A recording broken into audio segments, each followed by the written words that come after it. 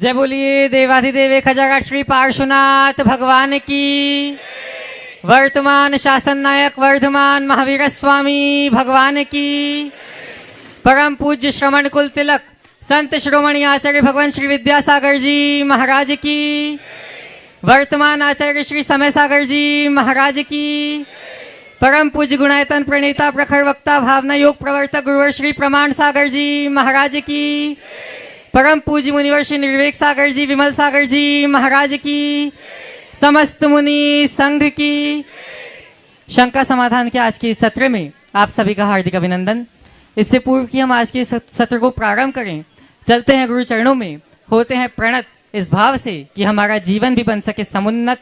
सभी लोग हाथ जोड़ेंगे, मस्तक झुकाएंगे और मेरे साथ बोलेंगे, हे गुरुदेव नमोस्तु नमोस्तु नमोस्तु।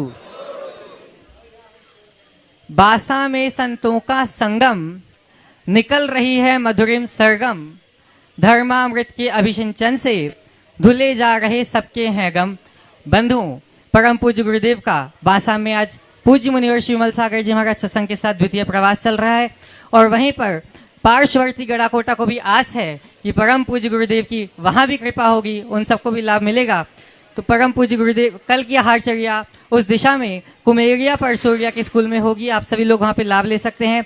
आज के इस सत्र को हम प्रारंभ करें उसके लिए प्रथम प्रश्न के लिए मैं आवाज दे रहा हूं उत्कर्ष जैन सागर और आपके बाद तैयार रहेंगे स्वदेश बालाजी जैन। स्वदेश बालाजी जैन और आपके बाद ब्रह्मचारी अभिषेक भैया जी संघस्थ परम पूज्य मुनिवर श्री विमल सागर जी महाराज की। नमोस्तु महाराज श्री जी। महाराज श्री जी, मेरा एक लेख लिखा था कि वीर निर्माण संवत भारत का सबसे प्राचीन निर्माण संवत है। उस पर थोड़ा सा विरोध आया तो उनका कहना था आप इसकी प्रामाणिकता सिद्ध कीजिए। तो मैंने शास्त्रों के जो एक दो लेख थे वो बताए, लेकिन उनसे कहा नहीं, आप ये शब्द हटा दीजिए सबसे प्राचीन, आप लिखिए प्राचीन संवत है। तो इस पर प्रामाणिकता क्या हो सकती है महाराज? संवत्सर के संदर्भ में अगर विचार करें तो भगवान महावीर के पहले भी तो संवत्सर चलता होगा। तो जब से हमारी संस्कृति है तब से संवत्सर की परंपरा है। तो इस आधार पर सबसे प्राचीन हम कैसे कह सकते हैं? क्या भगवान महावीर के पहले कोई संवत्सर नहीं चलता था? पढ़ने में प्रसिद्ध नहीं हुआ, हमारी दृष्टि में नहीं आया, लेकिन हमारे संवत्सरी का वास्तविक शुभारंभ श्रावण बदी एकम से होता है, जिसका संबंध युग के आरंभ से है। तिलोपन्नति में उसका भी उल्लेख। हालांकि उस संवत्सर का कोई नाम नहीं दिया, पर वर्तमान संवत्सरों में जो ज्ञात संवत्सर है उनमें भगवान महावीर का नाम प्राचीनतम दिखता है। लेकिन उसे हम केवल प्राचीनतम संवत्सर घोषित करें तो सबको वो पचने वाली नहीं है। उसके लिए हमें और तथ्य जोड़ने की आवश्यकता और अपेक्षा। आगे ब्रह्मचारी अभिषेक भैया जी जो परम पूज्य मुनिवर श्री विमल सागर जी महाराज के संघस्थ हैं और आपके बाद ब्रह्मचारिणी रेखा दीदी, ब्रह्मचारिणी अलका दीदी बांसा से। पूज्य मंचासीन सभी मुनिराजों के पावन चरणों में बारंबार नमोस्तु नमोस्तु नमोस्तु। महाराज श्री, आज की मेरी शंका है कि जो भगवान के लिए प्रतिदिन छत्र और चवर ये चढ़ाए और ढराए जाते हैं, तो महाराज श्री ये कहाँ तक सही है? और ये अभिषेक के प्रक्षाल पाठ में ऐसा जन्म कल्याणक के उसमें आया है कि सनत कुमार महेंद्र चमर दोई ढा रही। तो महर्षि ये कहाँ तक सही है? और अगर महर्षि ये अष्ट प्रातिहार के मध्य अगर आता है तो आठों प्रातिहार फिर अपन क्यों समर्पित नहीं करते? देखिए, बहुत अच्छा सवाल आपने पूछा है। भगवान के लिए प्रातिहार अर्पित करना साथी से पुण्य के बंध का कारण है। शास्त्रों में इसे नित्य पूजा के रूप में अंगीकृत किया गया है। लेकिन जहाँ तक अभिषेक के साथ इस क्रिया विधि को जोड़ने का सवाल है, इसका कोई आगमिक आधार देखने में नहीं आता। भक्तिवश लोग इसका प्रयोग करने लगे और उसमें भी छत्र और चमर दो ही प्रातिहार है। लोग करते हैं, करें, लेकिन ये एक बार समर्पित कर दिया गया तो समर्पित कर दिया गया, ये भाव होना चाहिए। आपने जो सनत कुमार और महेंद्र की बात की है, ये हमारे पुराणों में आता है कि जन्म कल्याण के समय जब सौधर्म इंद्र भगवान को अपनी गोद में लेकर के जाता है तो ईशान इंद्र छत्र रखता है और उनके दोनों बाजू में सनत कुमार और महेंद्र चमर ढोरता है। ये भक्ति का अंग है जन्माभिषेक के समय। जन्म कल्याण के समय, अभिषेक के समय नहीं, भगवान को ले जाते समय ऐरावत पे, तो वो विधान है। तो उसके हिसाब से चमर और छत्र धारण करना अगर कोई विधान करते हैं तो ये बात अलग है, लेकिन इसमें पंचकल्याणक से समन्वित जिनबिंब के साथ छत्र चमर स्थापित करने का विधान नहीं दिखता, अपितु हमारे नंदीश्वर दीप आदि के जिनालियों में भी महाअभिषेक होता है, लेकिन वहाँ छत्र चमर आदि की अतिरिक्त स्थापना का कोई उल्लेख देखने को नहीं मिलता। किसी भी अभिषेक पाठ में छत्र चमर का पृथक रूप से स्थापित करने का कोई विधान देखने को नहीं मिलता। लोग भक्ति से करते हैं तो उसका निषेध करना उचित नहीं है, लेकिन जहाँ तक इसे अभिषेक के अंग मानने की बात है ऐसा आगमाधार नहीं दिखता। ब्रह्मचारिणी रेखा दीदी, अलका दीदी जी बांसा से, और आपके बाद समस्त मुनि सेवा संघ बांसा।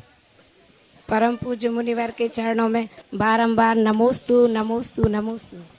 महाराज श्री, ऐसा मेरा कौन से कर्म का उदय है जो सभी महाराज जी लोगों का तो आहार हो जाता है, पर बड़े महाराज जी लोग आते हैं तो उनका आहार दान नहीं हो पाता। ऐसा कौन सा कर्म का उदय? अब आप ऐसा करना कि बड़े महाराजों को आने के पहले ही बता देना तो कर्म का क्षयोपशम हो जाएगा। क्या कर, और दूसरा सॉल्यूशन है, जो महाराज आ जाए उन्हीं को बड़े मान लो, उनको ही बड़े मान लो, समस्या हल हो जाएगी।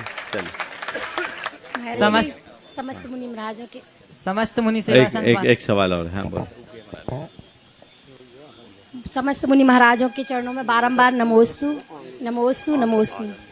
महाराज श्री, हम लोगों ने बांसा तारखेड़ा में एक सामान्य भोजनशाला चालू की है, जिसमें 20 रुपए में सभी सामान्य लोगों के लिए जो मतलब ज़रूरतमंद हैं उनके लिए भोजन करवाते हैं।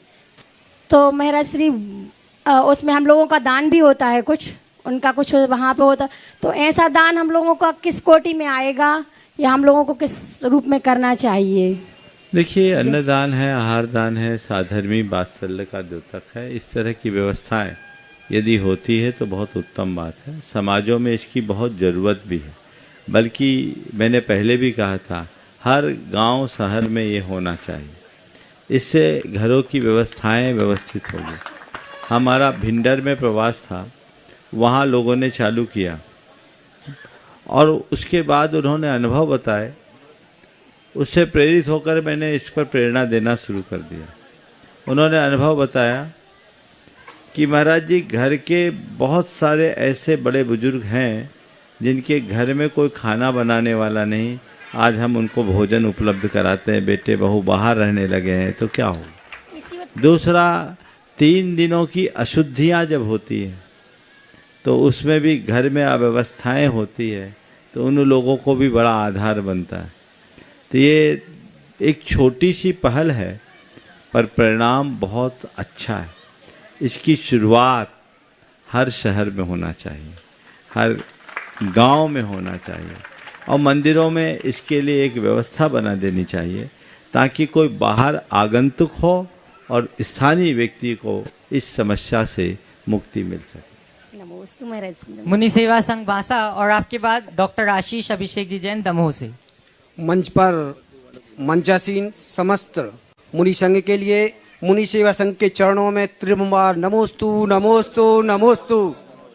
मुनिश्री, हम लोगों की यह जिज्ञासा है कि सामाजिक एकता, सामाजिक समरसता, पंथवाद के ऊपर बढ़कर क्या करें, और जो हमारे बांसा में वो युवाओं का जो उत्साह है वो बरकरार कैसे रहे। देखो, एकता और समरसता को बनाए रखने के लिए 4 बातें अपनाओ। यदि 4 बातें आत्मसात कर लो तो चाहे सामाजिक हो या पारिवारिक, अपने आप एकता और समरसता बनेगी। पहली बात, एक दूसरे को सहयोग देने की आदत डालें। सबसे पहला काम क्या? सहयोग। हमारा स्वभाव कोऑपरेटिव होना चाहिए, हम एक दूसरे को कोऑपरेट करें, कंपटीशन नहीं, कोऑपरेटिव बने। अगर हम सहयोग देने और सहयोग लेने का भाव रखते हैं तो अपने आप हमारा आपस में बहुत अच्छा सद्भाव बनेगा। दूसरी बात है समादर। समादर यानी एक दूसरे को रिस्पेक्ट दें, बड़ा छोटा कोई भी हो, हम उसका आदर करना सीखें, आदर देना सीखें। यदि हम सही तरीके से आदर करेंगे, आदर देंगे, तो चीज़ें हमारे हाथ में रहेगी और हम अपने जीवन को बखूबी बहुत अच्छा बना सकेंगे। आजकल लोग रिस्पेक्ट तो चाहते हैं लेकिन रिस्पेक्ट देना नहीं चाहते। हमें घर परिवार हो या समाज, हर व्यक्ति का आदर हमेशा रखना चाहिए, उसके सम्मान का ध्यान रखना चाहिए। कदाचित सम्मान में कमी हो जाए तो भी चलेगा, लेकिन इतनी सावधानी रखें कि हमसे किसी का अपमान न हो। यदि ये ध्यान में रखा जाए तो हमारे अंदर बहुत अच्छा वातावरण बन सकता है। तीसरी बात, समन्वयात्मक दृष्टि हो, कोऑर्डिनेशन हो, एक दूसरे को कोऑर्डिनेट करे, समन्वय बना करके चले। और समन्वय तब होता है जब बहुत कुछ हमें अपने मन की छोड़नी पड़ती है और सामने वाले के मन की रखनी पड़ती है। तो जो व्यक्ति केवल अपने मन की चलाने की बात सोचते हैं वो बहुत आगे नहीं चल सकते, लेकिन जो अपने मन के साथ सामने वाले के मन की भी बात सोचते हैं वो बहुत आगे बढ़ जाते हैं। तो हम अपने मन की रखें, सामने वाले की मन की सोच के चले तो हम अपने जीवन को आगे बढ़ा सकेंगे, बेहतर बना सकेंगे। ऐसा समन्वयात्मक दृष्टिकोण हमेशा बना के चलना चाहिए। और चौथी बात जो हमारे जीवन के लिए है, बहुत ज़रूरी है, हमें एक दूसरे की प्रशंसा करने की आदत डालनी चाहिए। हम एक दूसरे की प्रशंसा करें और टीम भावना क्रिएट करके एक दूसरे को श्रेय देने के आदी बन जाएं, अभ्यासी बन जाएं। क्रेडिट दूसरों को दे, खुद न ले। जब व्यक्ति खुद क्रेडिट लेने लगता है तो दूसरों को तकलीफ होने लगती है, और वही जब हम औरों को क्रेडिट देते हैं तो हमारा अनुगामी बन जाता है। हमें इन बातों का ध्यान रखना। डॉक्टर आशीष अभिषेक जी जैन आमंत्रित हैं और आपके बाद जबलपुर जैन पंचायत। हे गुरुदेव, नमोस्तु नमोस्तु नमोस्तु। एलक श्री गोसल सागर जी महाराज श्री ने आपको चरणों में नमोस्तु निवेदित किया है।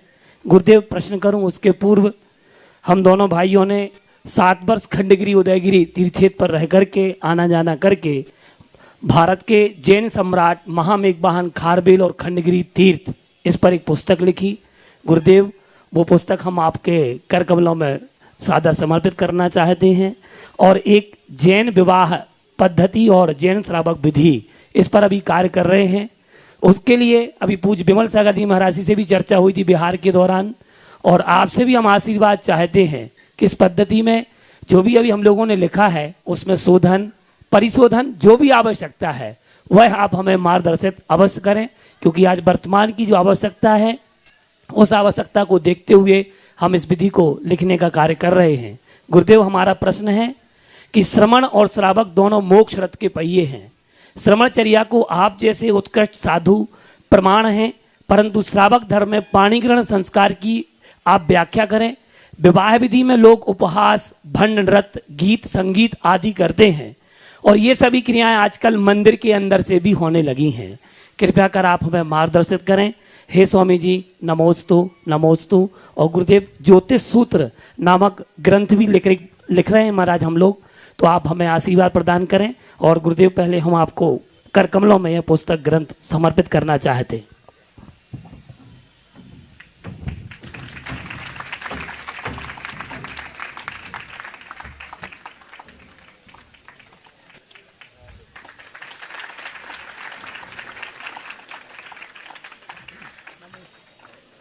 देखिए, बहुत अच्छी बात है।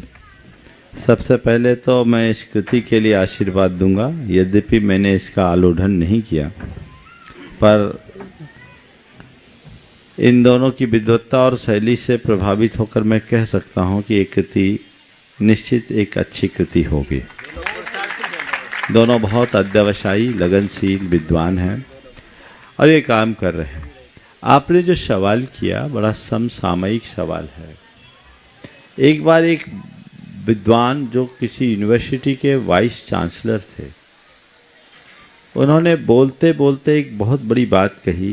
वो जैन धर्म से बहुत प्रभावित थे, जैन चर्या का पालन भी करते थे, और उन्होंने भाव व्यक्त किया था कि अगर मेरा पुनर्जन्म हो तो जैन कुल में जन्म हो। लेकिन बोलते बोलते वो एक सभा में उन्होंने कहा कि मैं जैन धर्म से तो प्रभावित हूँ, जैनों से नहीं। ये एक बहुत बड़ा तमाचा था और हम सबको सोचने के लिए मजबूर करने वाला।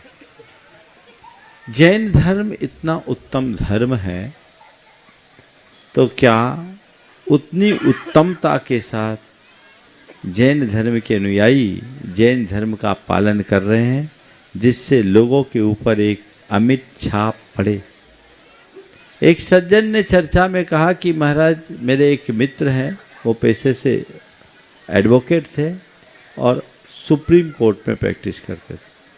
उन्होंने कहा, मेरे एक मित्र है, वो कहते हैं जब भी तुम्हारी चर्चा आती है तो तुम जैन मुनियों की चर्या सुनकर हमारा मन रोमांचित हो उठता है और श्रद्धा से नतमस्तक हो उठते हैं, लेकिन तुम जैनियों की चर्या कैसी? ये भी विचारणीय बात। तो जैन मुनि की चर्या के साथ जैन मुनियों की चर्या में जैनों की चर्या भी उत्तम होनी चाहिए। हर क्षेत्र में अपनी चर्या क्रिया के प्रति ध्यान रखना चाहिए और सबसे ज़्यादा ज़रूरत कुलाचार के प्रति प्रतिबद्धता की है। जब तक आप कुलाचार के प्रति दृढ़ नहीं होंगे तब तक आप अपने जीवन को गौरवान्वित करने में सफल नहीं हो सकेंगे।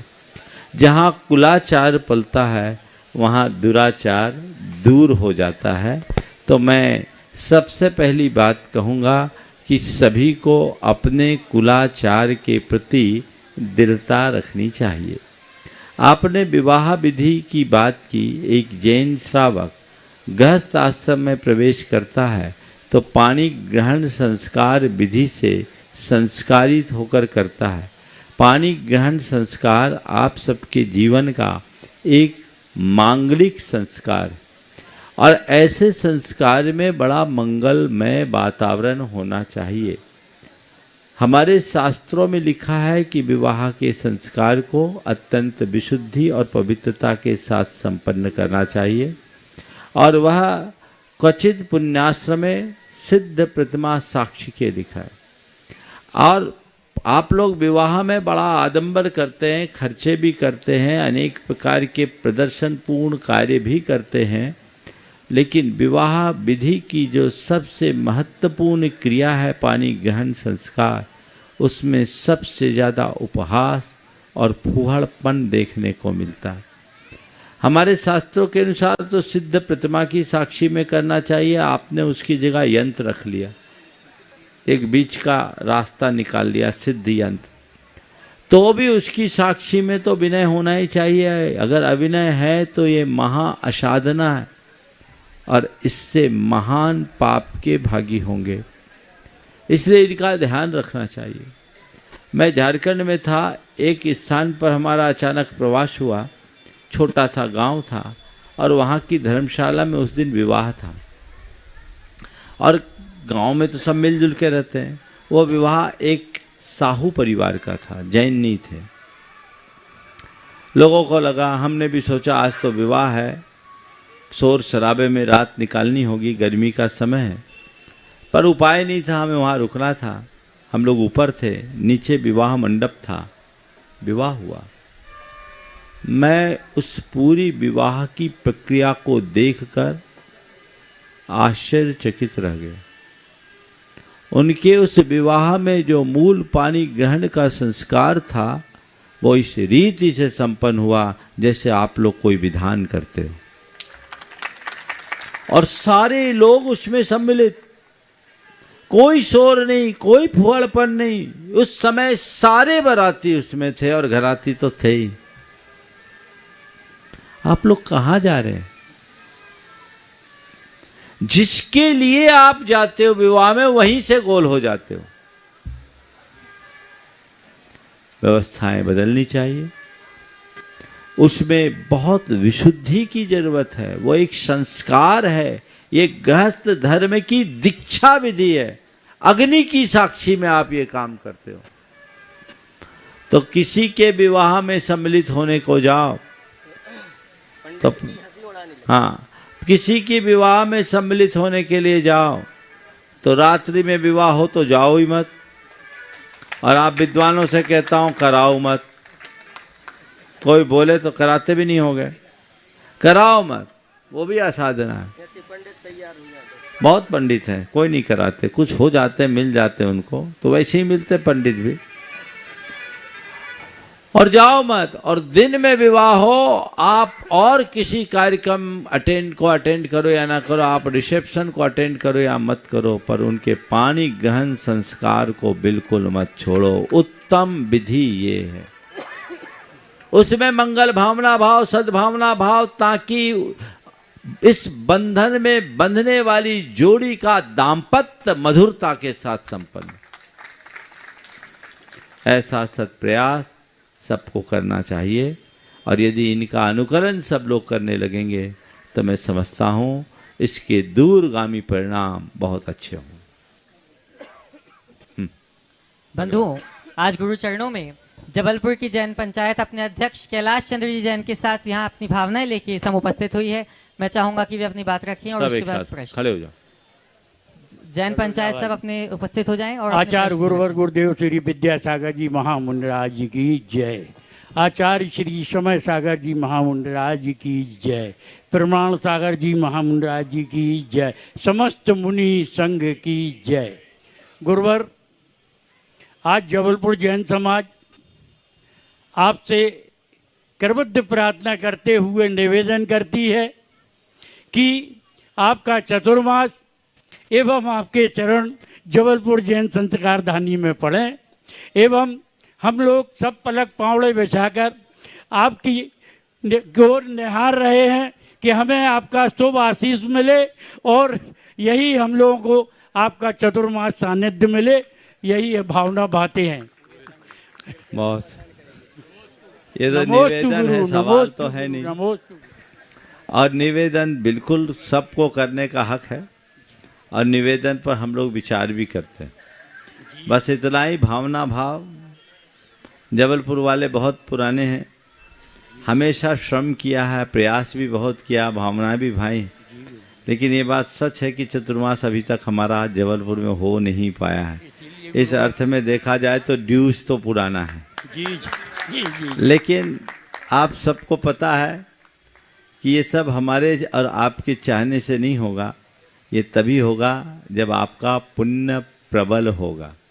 इसलिए सभी लोग अपने पुण्य को गाढ़ा बनाने की चेष्टा कीजिए और इतना गाढ़ा बना लीजिए कि 2 बार तो चूक गए, अब की बार नहीं चूकें। ये प्रयास आपका होना चाहिए। गुरुवर, हम तो ये चाहते हैं कि पुण्य गाढ़ा कैसे हो, इसकी विधि आप बता दें हम लोगों को। ये तो उल्टा हो गया, गैल बताओ और आगे चल।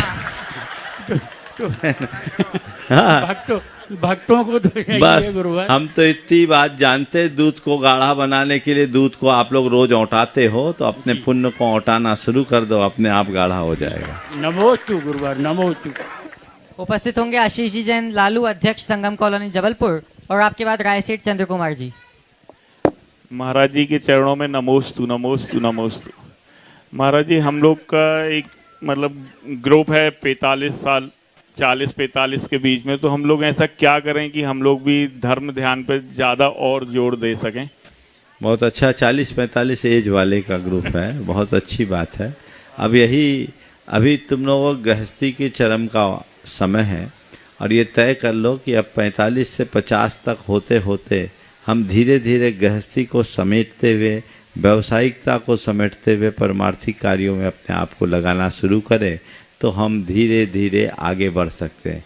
मैं अक्सर कहता हूँ 50 का होते ही व्यक्ति को 5 शून्य लगा देना चाहिए, 5 को शून्य करना चाहिए। 5 पर शून्य लगने से 50 होते हैं ना, तो 50 के होते ही 5 को शून्य करना शुरू करो। कौन कौन सी 5? अहंकार को शून्य करो, सबसे पहली बात, अभी तो तुम उस लेवल पर नहीं गए हो, पर तुम्हारे आजू बाजू वाले आ गए, इसलिए मैं सबको केंद्रित करके कह रहा हूं कि सबसे पहले अहंकार को शून्य करो, अर्थात अब घर में मालकियत की भावना को कम करो। अब मालिक नहीं, मेहमान बनकर रहना शुरू करो। ये मानसिकता बदलनी चाहिए। दूसरी बात, अंधकार को शून्य। अब मोह अंधकार शून्य हो जाना चाहिए। अगर अब तक नहीं चेते तो गई भैंस पानी में। तीसरी बात, अंगीकार शून्य। अब अपने लिए कुछ भी अंगीकार नहीं करना, जो हमें करना था कर लिया, अब पीछे वालों का। चौथी बात, अलंकार शून्य। अब थोड़ा तड़क भड़क कम होनी चाहिए। बाल पक गए, सफेद हो गए, फिर भी काला करने की आदत नहीं गई, है ना। ये अलंकरण से बचिए, आत्मा का अलंकार जगाइए। और पांचवी बात, अधिकार शून्य। मिल्कियत की भावना से बचिए। अब मार्ग निर्णायक नहीं, मार्गदर्शक बनने का भाव जगाइए। यदि ये सब आज से लक्ष्य रखोगे ना, तो चीजें अपने आप बनने लगेगी। और इन सब को करने के लिए कुछ मत करो, एक काम करो, सत्संग करना शुरू करो। केवल 1 घंटे सत्संग करो। अगर तुम्हारे गांव में प्रत्यक्ष सानिध्य मिलता है तो ठीक, नहीं तो टेक्नोलॉजी का युग है, वर्चुअल, घर बैठे आपको सुविधा है। अब तो सड़क चलते भी सुविधा है। गुरु के वचन रोज सुनो। पौन घंटा 1 घंटे का उपदेश सुनना शुरू कर दो, पूरे जीवन में आमूलचूल परिवर्तन आएगा। फिर कुछ कहने की जरूरत नहीं बचेगी। नमोस्तु राय सेठ चंद्र कुमार जी, और आपके बाद सुनीता दीदी परिवार बासा। समस्त मुनि चरणों में मेरा कोटि कोटि नमन। सभी छुलक महाराज जियों के चरणों में इच्छा में। महाराज श्री, मन चाहा तो मिल भी जाए तो मन में कुछ और चाहने लगता है। यही वजह है कि आज मन चाहने की बजाय मन पर काबू कैसे पाया जाए। मन चाहा मिल जाए तो मन और कुछ चाहने लगता है, तो मन चाहा मिलने की जगह मन पर काबू कैसे पाया जाए। देखिए, ये बात अपने हृदय में बिठाल दे कि इच्छाओं की पूर्ति से इच्छा से मुक्ति नहीं मिलती। इच्छाओं पर नियंत्रण ही इच्छा मुक्ति का साधन है। तो हमेशा भगवान से एक प्रार्थना करिए, हे भगवान, मैं इसलिए नहीं आया कि आप मेरी इच्छाओं की पूर्ति हो जाए। मैं आपके चरणों में इसलिए आया हूं कि मुझे इच्छाओं से मुक्ति मिल जाए। मैं इच्छा मुक्ति के लिए चरणों में आया हूं, इच्छा पूर्ति के लिए नहीं। मैं इसलिए आपके चरणों में नहीं आता कि मेरी इच्छा सफल हो जाए। भगवान, मैं इसलिए आपके चरणों में आया हूं कि मेरी इच्छा निर्मल हो जाए। इच्छाओं को सफल बनाने की प्रार्थना सब कोई करते हैं, पर इच्छा को निर्मल बनाने की प्रार्थना जीवंत प्रार्थना होती। वो भाव हृदय में जग जाए तो जीवन का काया पलट हो जाए। कोटि से नमन मुनि। अब मैं आवाज दे रहा हूँ श्रीमान प्रेमचंद जी, पदम जी, पारस जी बांसा से, जो सुनीता दीदी के परिवार से हैं और गुणायतन के शिरोमणि संरक्षक है। बंधु, मैं चाहूंगा कि आप इस परिवार का करतल ध्वनियों से एक बार अभिवादन करें। यह आपके ही नगर के गौरव हैं, जो अवसर पाते ही हर जगह अपने द्रव्य को सदुपयोग में लगाते हैं। और आपके बाद तैयार रहेंगी कृति जैन, अरविंद राजा परिवार।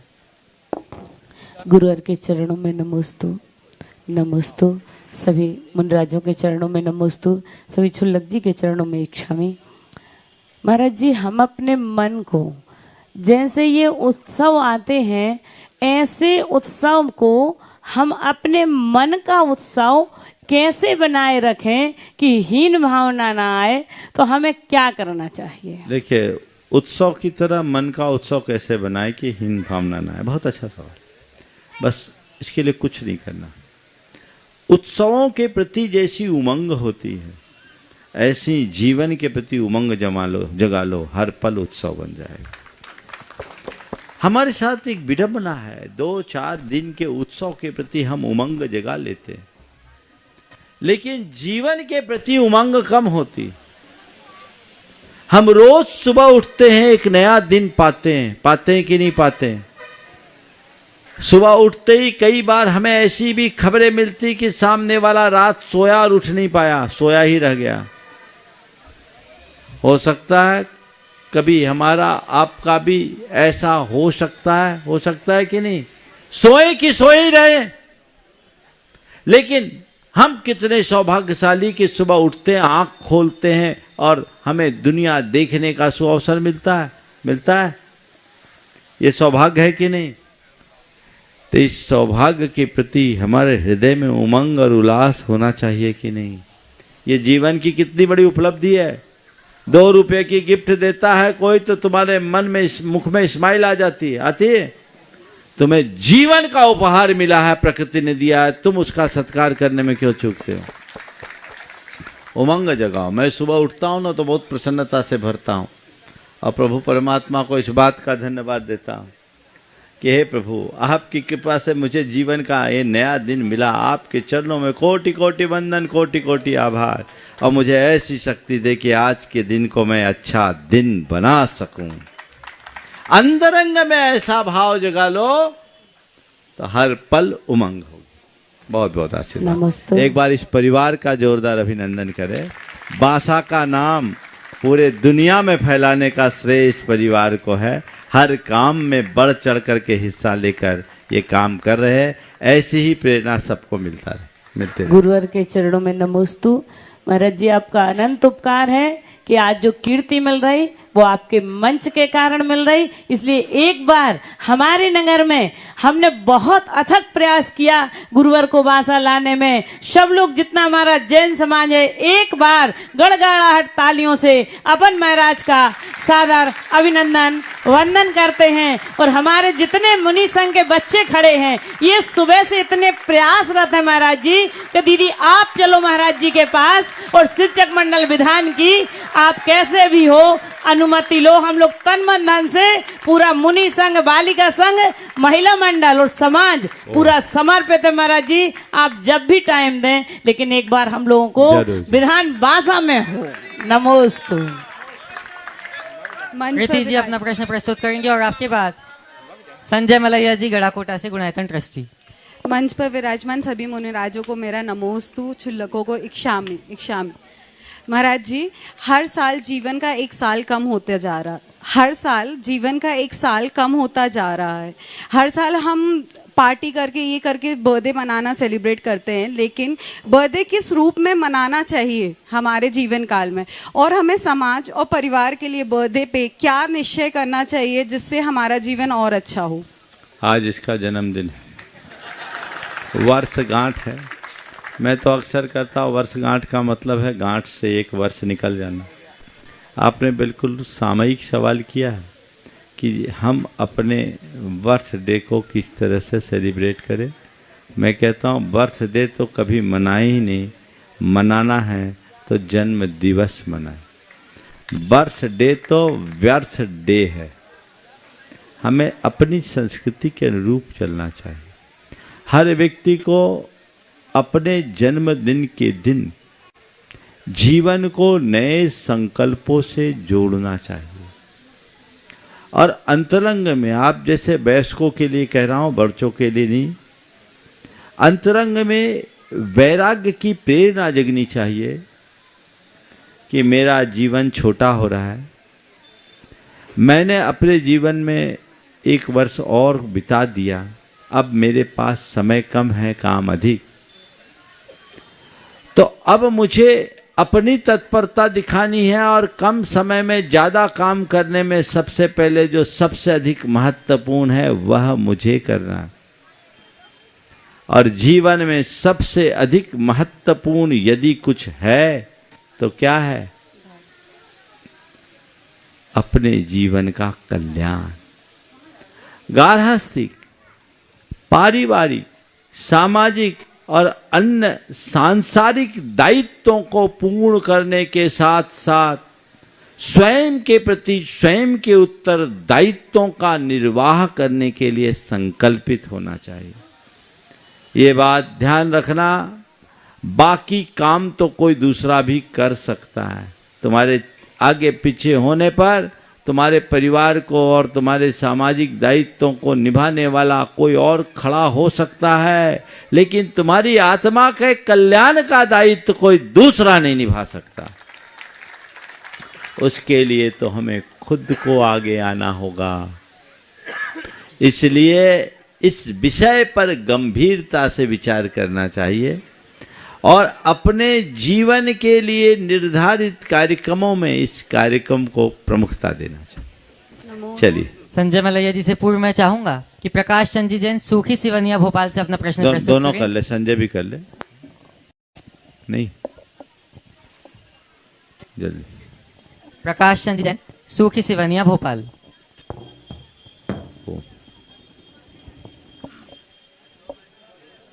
ओम, इसके बाद मुनिशंक को आएगा माइक। नमोस्तु महाराज जी, नमोस्तु महाराज जी, नमोस्तु। मेरा प्रश्न ये है कि हर नया कर्म करते समय मन में पहले शंका उत्पन्न होती है और उसके साथ मन में भय भी उत्पन्न होता है, ऐसा क्यों? और इसी के साथ हम अपने मन में अच्छे कर्मों को और विचारों को कैसे उत्पन्न कर सकते हैं? देखिए, कोई काम करने से पूर्व शंका और भय क्यों उत्पन्न होता है? इसलिए क्योंकि दो कारण है। एक तो आत्मविश्वास की कमी है और दूसरी सोच में नकारात्मकता है। जिसके आत्मविश्वास में कमी होगी और नकारात्मकता होगी, उसके हृदय में शंका या भय उत्पन्न होगा। लेकिन जो आत्मविश्वास से लवरेज होगा, उसके मन में शंका और भय नहीं, उत्साह और उमंग जागृत हो। आप अपने जीवन के अनुभव को लेकर के चलो। जिन कार्यों के प्रति रुचि होती है, उन कार्यों का प्रसंग आने में शंका होती क्या? डर लगता है क्या? लगता है? किसी ने तुम्हें कहा चलो आज रेस्टोरेंट में खाना खाने चलना है, अब रात में तो मत जाना, लेकिन कोई कहे आज फलाने रेस्टोरेंट में चलकर खाना खाना है और तुम वहां जाओ, सामने वाले ने तुम्हारे मन माफिक चीजों को ऑर्डर कर दिया, सामने आ गया, शंका करोगे क्या? मन में शंका, अरे कहीं इसमें कुछ मिलावट तो नहीं है, कोई जहर अहर तो नहीं डाल दिया? कोई डर? क्यों? क्यों? बोलो, माइक पे बोलो। क्योंकि वो अपनी फेवरेट चीज होगी तो उसको कैसे मना कर सकते हैं? बस, तो चीजें फेवरेट कब होती है? जब हम उसके प्रति पॉजिटिव होते हैं और हमारे मन में कॉन्फिडेंस होता है। तो जैसे किसी फेवरेट चीज के लिए या फेवरेट काम के लिए हमारे मन में कोई शंका और भय नहीं, इसलिए इसी प्रकार जीवन में हर अच्छे काम को फेवरेट बना लो, अपने आप शंका और भय का निवारण हो जाए। बस एक ही हो गया। अगले प्रश्न के लिए ब्रह्मचारी दिलीप भैया जी और उसके बाद मुनीसम। दिलीप, चलो। मंचासीन सभी महाराज जियों को नमोस्तु। महाराज जी, आश्चर्य है कि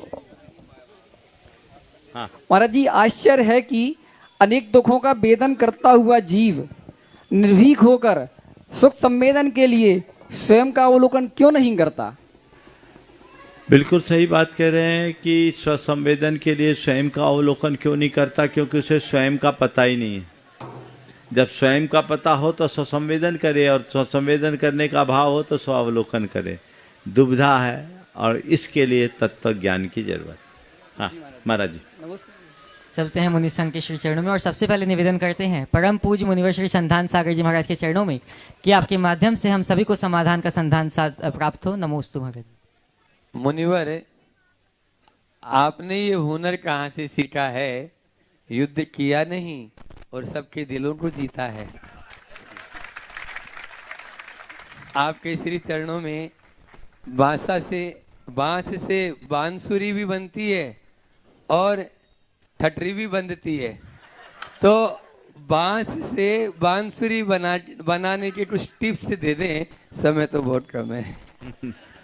देखिए, महाराज जी ने बहुत अच्छा सवाल किया। बांस से बांसुरी कैसे बने?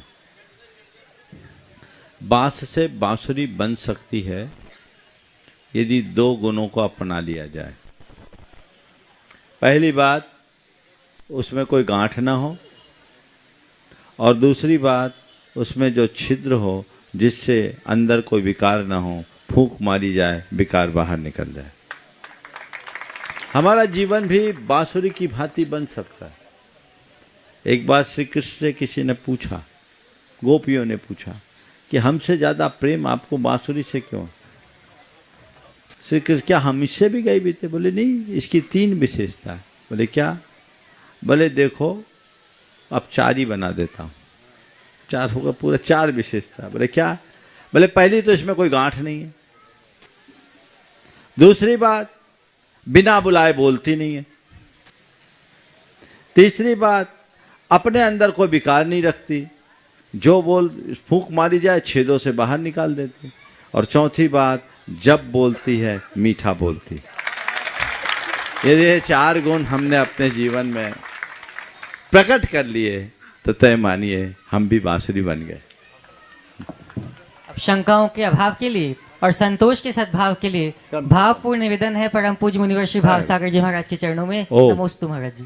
परम पूज्य आचार्य श्री विद्यासागर जी महामुनि राज्य की, परम पूज्य आचार्य श्री समय सागर जी महामुनि राज्य की, परम पूज्य मुनि 108 प्रमाण सागर जी, निर्वेक सागर जी, विमल सागर जी, अनंत सागर जी, धर्म सागर जी महाराज की, कहाँ गया? अच्छा, हाँ, ठीक। परम पूज्य मुनि श्री प्रमाण सागर जी महाराज के चरणों में नमोस्तु पूर्वक एक शंका रखते हैं कि जब बिहार होता है साधुओं का पूरे देश में, तो एक समस्या आती है। एक तो आज दुर्घटनाएं बहुत घटती हैं, लोगों को बोलते हैं तो भी व्यवस्थित नहीं चलते हैं, और दूसरा जब साधु विहार करते हैं प्रातःकाल की बेला में या दोपहर की बेला में, तो कोई साथ में नहीं रहता है, तो लोग आज वाहन से चलते हैं और सुबह जल्दी उठ नहीं पाते हैं। और तीसरी समस्या ये भी आती है कि उनको भोजन आदि जलपान आदि की व्यवस्था नहीं रहती है। तो कृपया आप ऐसा मार्गदर्शन दें जिससे पूरे देश विदेश में जो भी लोग रहते हैं उनको आपके माध्यम से प्रेरणा मिले कि जिससे बिहार में सभी लोग सहयोगी बन सके। देखिए, साधुओं का बिहार श्रावकों की एक बड़ी जिम्मेदारी है, और इस श्रावकों का कर्तव्य यही यथार्थ वैयावृत्ति।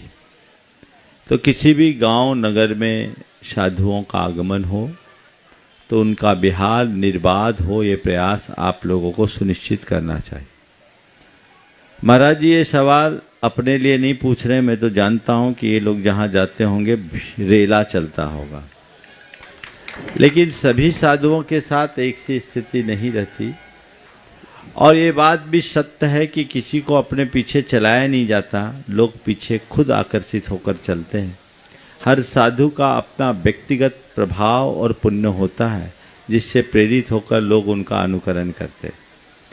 लेकिन इसके बावजूद यदि आप साधु से प्रभावित नहीं भी हो, प्रेरित न भी हो, तो भी यदि किसी साधु का विचरण आपके क्षेत्र से हो रहा है तो आपकी जिम्मेदारी है कि आप उनका बिहार सुनिश्चित करें।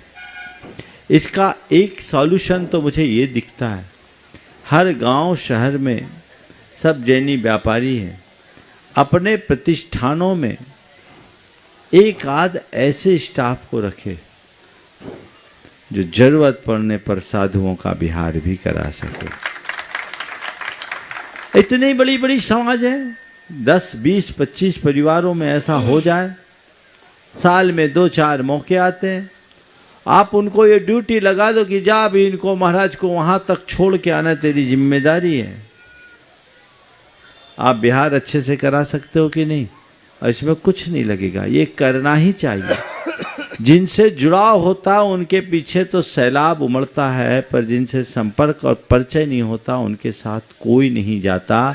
मैं उनके लिए ये व्यवस्था आप सबको बता रहा हूं। दूसरी बात, हर समाज को जब भी साधु का विहार हो, जिला मुख्यालय में पुलिस प्रशासन को उसकी सूचना देनी चाहिए, और ये सरकार की जिम्मेदारी है कि वह साधुओं का सुरक्षित निर्बाध बिहार सुनिश्चित करे।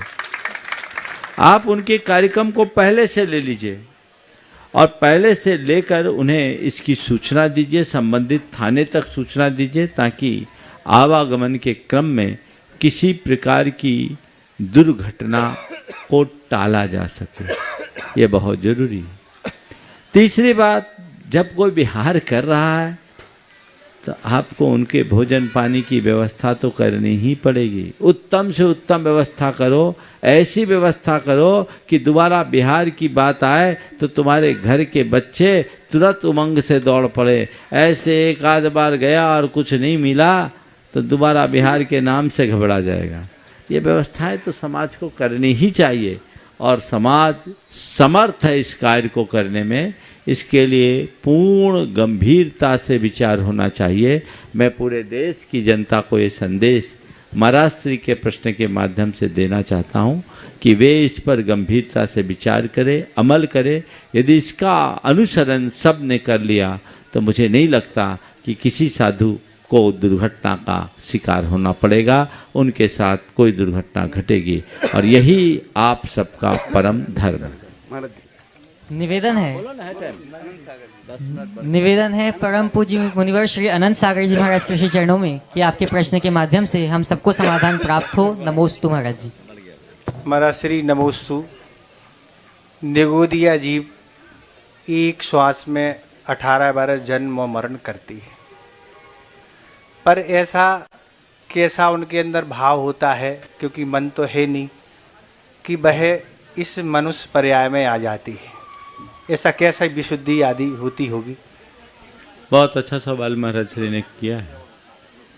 ऐसा शास्त्रों में आता है कि निगोद जीव जो चेतना की सबसे सूक्ष्मतम इकाई है, जो केवल जन्म और मनन करते हैं, उनमें से ही कुछ छिटक कर सीधे मनुष्य आज बन जाते हैं और न केवल मनुष्य बनते हैं अपितु मुनि बनकर मोक्ष भी प्राप्त कर लेते हैं।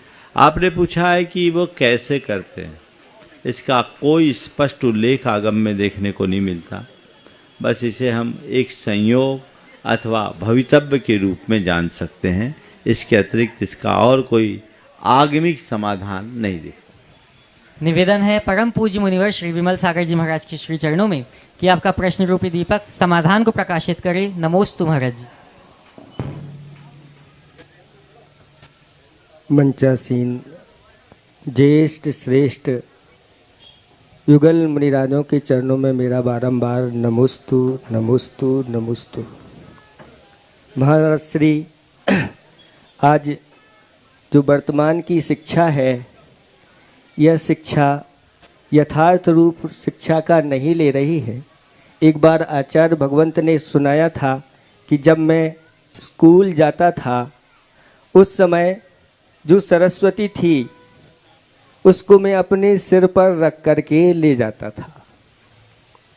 धीरे धीरे विनय घटती गई और जब मैं पढ़ता था तो सरस्वती को अपने हृदय से लगा करके ले जाता था, लेकिन धीरे धीरे सामने देखने लगे कि उस सरस्वती को बगल में दबा के लोग ले जाने लगे और फिर धीरे धीरे वह सरस्वती बोझ बन करके पीठ पर आ गई।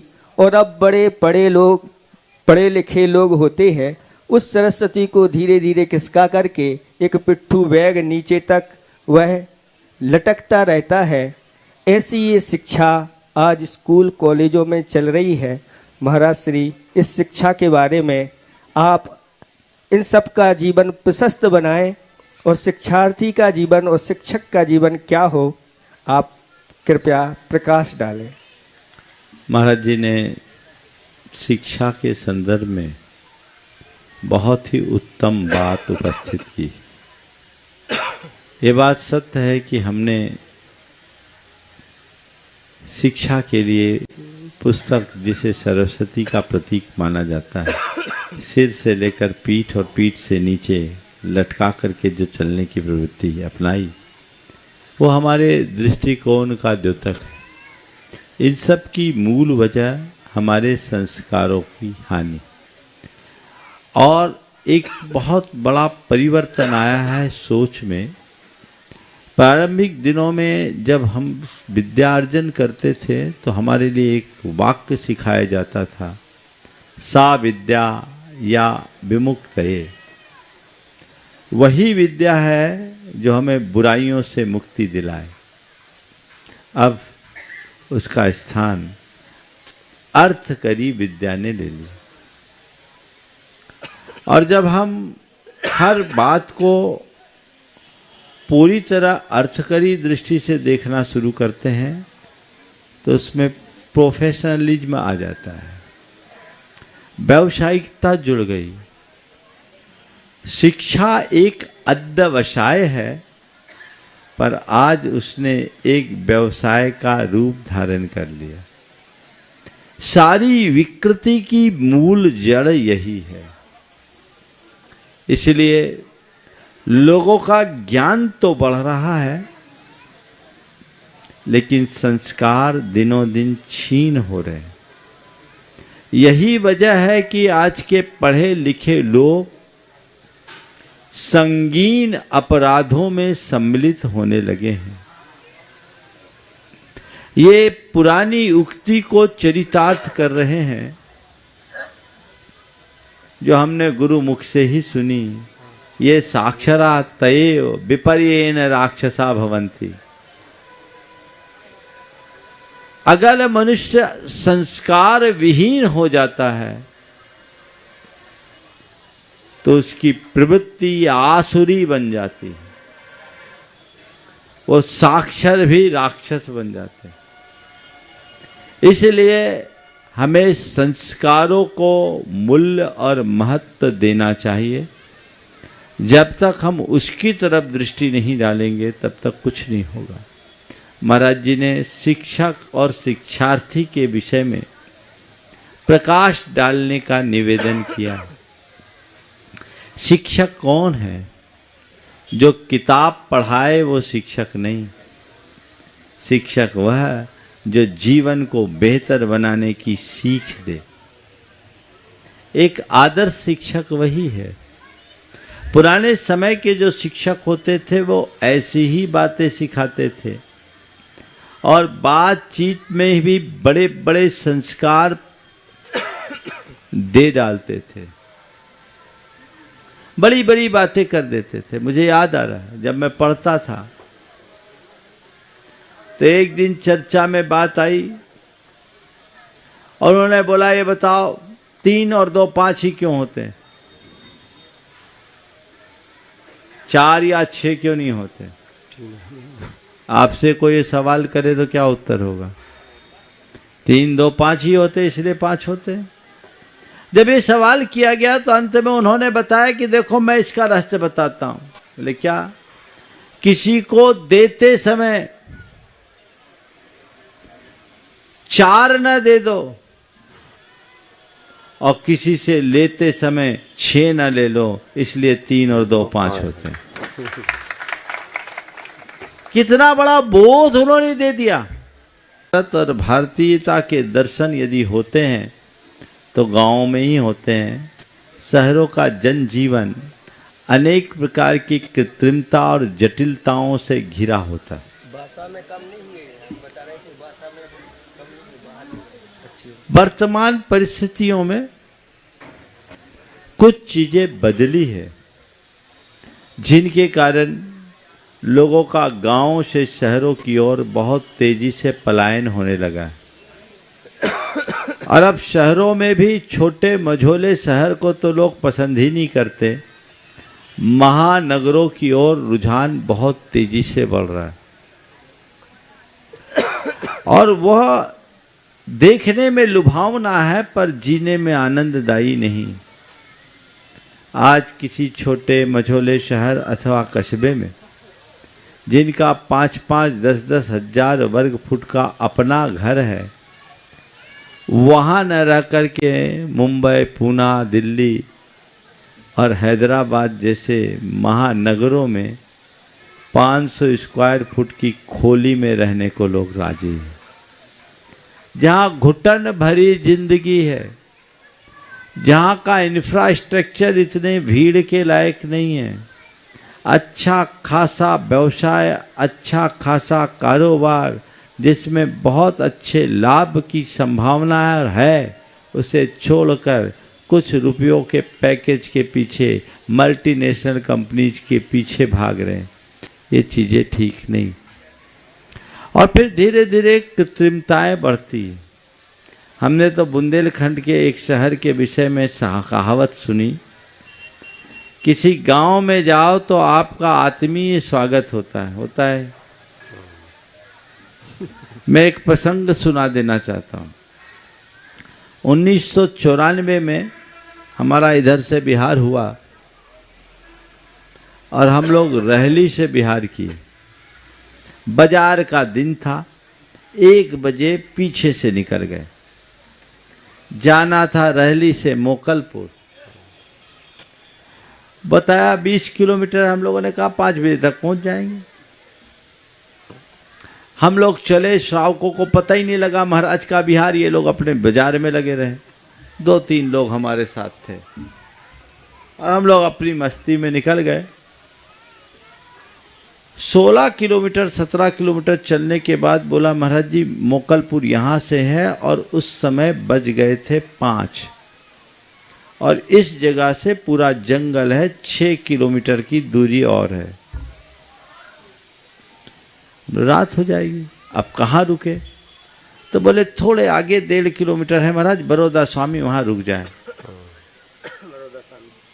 छोटा सा गांव, बोले 3-4 घर है, अपन रात रुक गए। चलो, हम लोग आगे बढ़े। इसी मध्य विदिशा से 40 लोग आ गए, जिसमें हृदय मोहन जी भी खुद थे। और सवेरे से हम लोग लोकेशन मिलने, मोबाइल तो था नहीं उस समय, ढूंढ रहे थे, आ गए निमंत्रण देने के लिए। और सब लोग हम लोगों के साथ जयकारा लगाते लगाते के 5:20 पर हम लोग वहाँ गए। छोटा सा मंदिर था, मंदिर में तो कुछ व्यवस्था थी नहीं। एक ने अपना घर खोल दिया और हम लोग उनके घर में रुक गए। हम 3 साधु थे, 2 ब्रह्मचारी थे, रुक गए। लेकिन जिसके लिए मैं उदाहरण सुना रहा हूँ, 40 के 40 लोगों की अंथौ 15 मिनट में तैयार हो गई। चारों घर की महिलाएं, पुरुष तो सब खेतों में थे, इकट्ठी हुई और 15 मिनट में सबको भोजन करा दिया। खुद हृदय मोहन जी ने कहा, महाराज विदिशा में अगर अचानक ऐसी बात होती तो शायद हम लोग सोच में पड़ जाते। और महाराज बहुत जोर से भूख लग रही थी, सुबह से कुछ मिला भी नहीं था। इंटीरियर में घूम गए। ये गांव है और शहर कबे आए कबे जे हो। टिफिन बुला के देते हैं। रोटी तो खा के आए हुई हो, नहीं आए तो खा लियो। जो टिफिन बुला अब स्थान का नाम नहीं बता रहा हूँ, सब सुन रहे हो आप लोग, समझ रहे हो। अब घर की बात घर ही में रहने दो, काय को बताएं, है ना। ये है शहर और गांव का अंतर। आत्मीयता समाप्त हो जाती है, स्नेह समाप्त हो जाती है।